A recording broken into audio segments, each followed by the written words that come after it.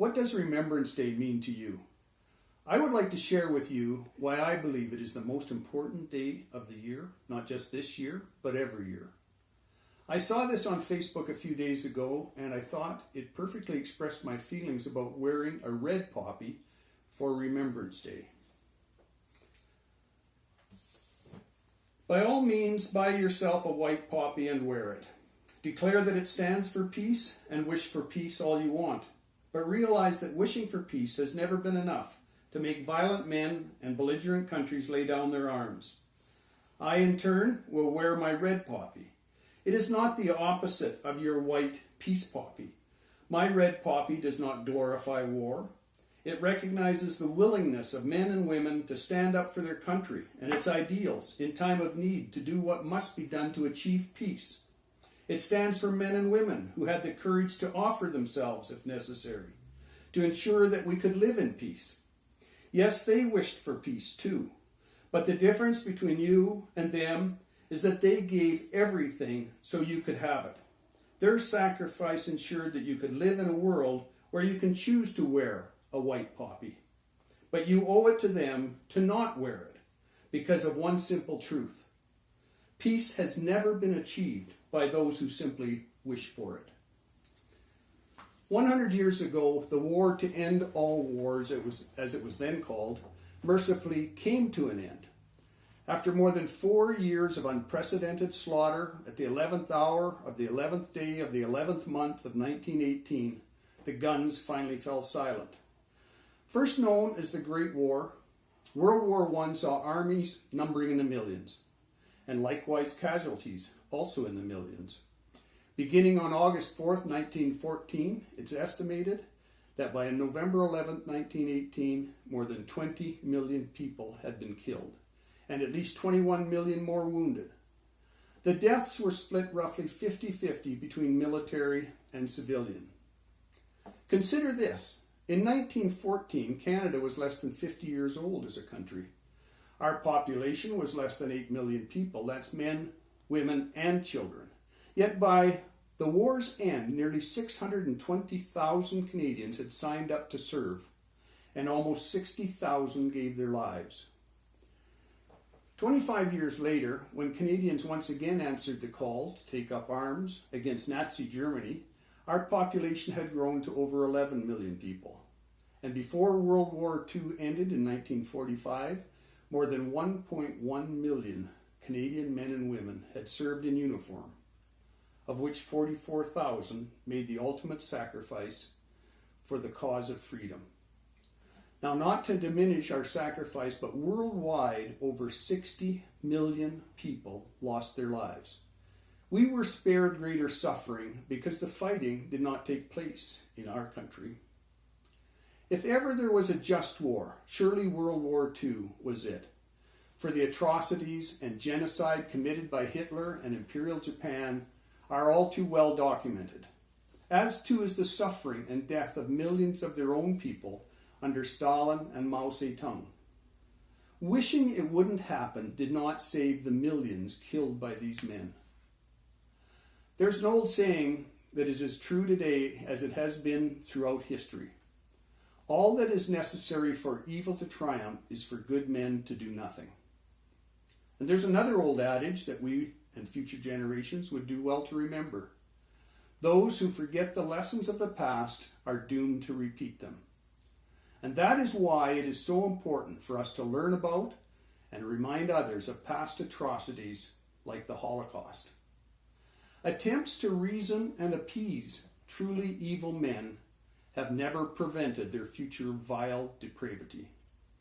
Wishing it didn't happen, or disbelief that it was happening, has never saved a single solitary life. During my 17 years as a Member of Parliament, I was privileged to participate in Remembrance Day services every year. It was a profound honor to be called forward to lay a wreath on behalf of our country to honor those who have selflessly served. Twice I had the unique privilege of laying a wreath overseas. First in 1997 in the beautiful Morro River War Cemetery overlooking the Adriatic Sea just south of Ortona in Italy. Sadly, Morrow River has the largest number of Canadian graves from World War II in all of Italy.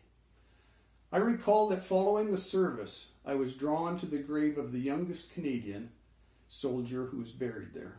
And I remember his name like it was yesterday. Private G.E. Ott of the Hastings and Prince Edward Regiment. He was killed on January 30th, 1944.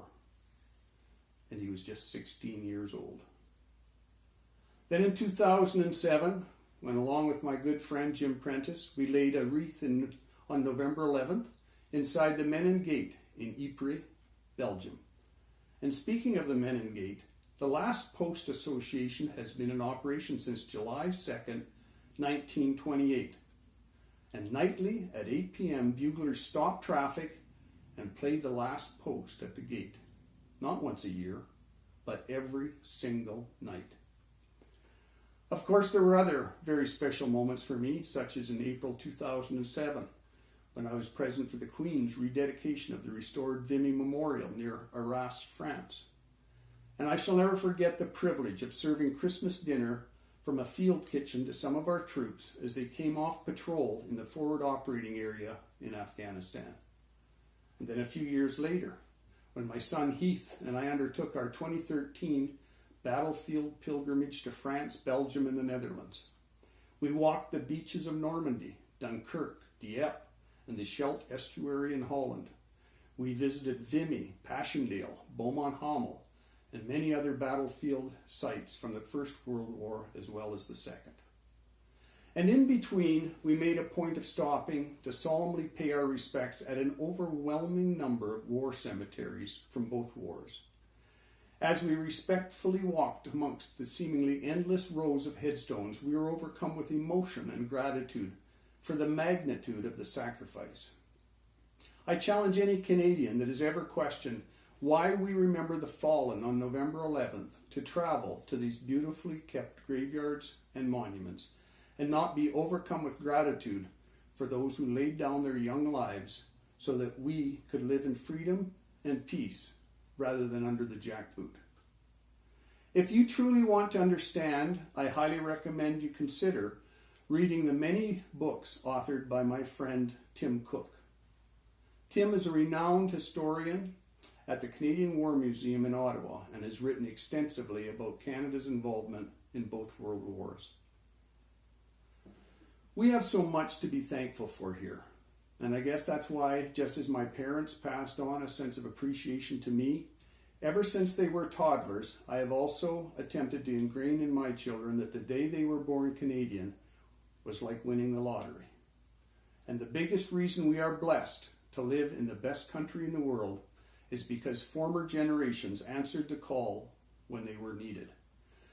And that is why it infuriates me so much when I see someone, anyone, such as an NDP candidate recently in Ontario, loudly proclaiming they refuse to wear a poppy. Shame on them, for they are uneducated and ignorant of whose blood was spilled so they could live in peace. So please make the time to attend a Remembrance Day service near you and give thanks for all those who have served in both world wars, in Korea, Afghanistan, Syria, and so many other conflicts, so that you and your family can live in peace. Proudly wear the red poppy.